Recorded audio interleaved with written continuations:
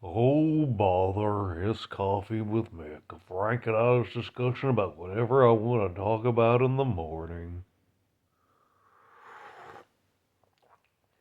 Let's get into it, my babies. It's Saturday morning, and I just watched the newest episode of Teen Titans Go. Because that's the only cartoon that airs on Saturday mornings with new episodes, unless it's on Disney. Then it's usually Hamster and Gretel and Primos. Yeah. Ugh. I miss Saturday morning cartoons.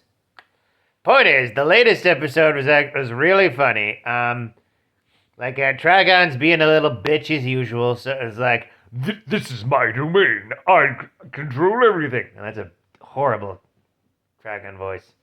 This is my domain. I control everything. Who is that? He also did the Shredder. Kevin Michael Richardson, I think. I'm probably wrong. Yeah.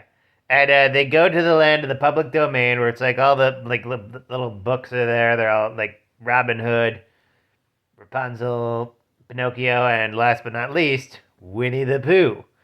You know, they're all just having a time, and up until the point where it's like a pipeline comes from the sky called the Hollywood pipeline, where it's like all the public domain books are happy because, you know, they'll be able to like live again in the public eye as like Hollywood movies. And who's up next? Winnie the Pooh. Here's the problem though, when they get up there, guess what kind of movie he's in? You better believe it. Horror movie. That's right. Even Teen Titans Go is making fun of this crap. Yeah. And like bringing up like the unintended downside of like the public domain. Once anyone can use an idea, that includes people with bad ideas who don't know how to use the idea. Once anyone can use an idea, anyone includes people who don't know how to use the idea.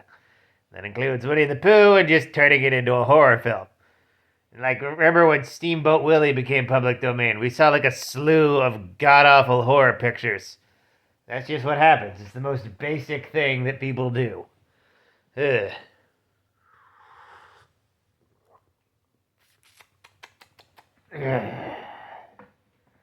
And the way they beat the Hollywood pipeline is like by giving it the one thing Hollywood can't stand, an original idea that actually takes them effort to make. It's pretty good. It's pretty good. Yeah.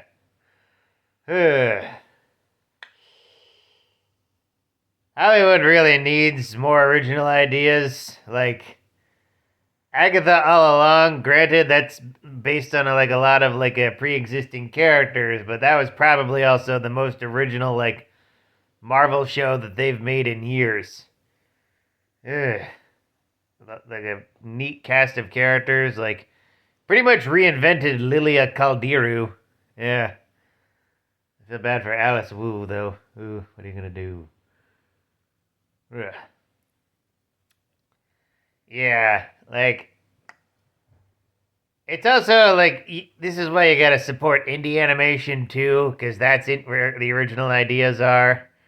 You know, like Dungeon Flippers Episode 2. Support that Kickstarter. Amazing Digital Circus, that cartoon by Ellis Mark. What is that show called? It's about the cat and the mouse boy fighting crime. Yeah, I forget. Yeah, yeah. And for anyone in Hollywood who wants to use a public domain character or whatever, please don't just go straight to horror film. Please? Seriously? Come on now. There's other stories, man. It's like, I don't know, what if Pinocchio was a detective? What if Winnie the Pooh was a monster hunter, like a woozle hunter? That would be fun. What if Alice in Wonderland, but with tennis? More creative than just spooky, weird creepiness. That's just me. That's just me, you birdie bastards.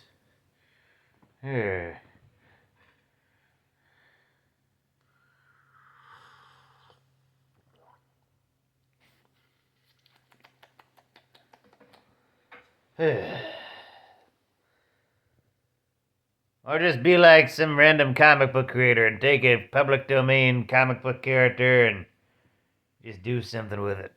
Just do something with it.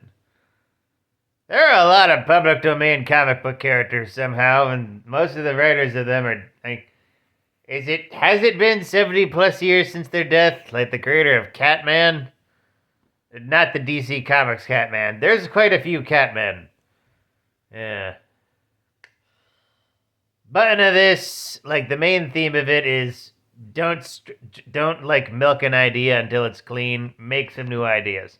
Public domain is great. You get to enjoy all your books with impunity, but don't milk it. Don't milk it. Take that to heart. Listen to T. Denton's Go, and I hope you have a more.